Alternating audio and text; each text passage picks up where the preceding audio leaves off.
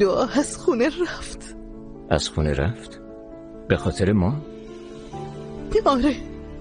من الان میام پیشت. نه تو رو خدا نیا. امشب خونه خیلی به هم ریخته است. اگه بیایی ممکنه همه چی از این بدتر بشه. خب چی کار میتونم بکنم برات؟ ممنونم اما فعلا که هیچی. تو تونستی با متخان حرف بزنی؟ نه هنوز نتونستم. وقتی اومدم خواب بود. امیدوارم تو مشکل پیدا نکنی. فکر نمی کنم چیزی بشه، اما حالا منو ول کن. من انتظار نداشتم دعا به خاطر این از خونه بره.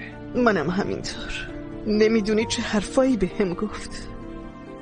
باشه آسرخشینا خیلی جوونن. به نظرم به خاطر حرفاشون خودمونو اذیت نکنیم. فردا برای ما یه روز تازه است. تازه انتظار این برخورد رو داشتیم دیگه، نه عزیزم؟ آره داشتیم، ولی فکر نمی کردم اینقدر سخت بشه. خودتو اذیت نکن.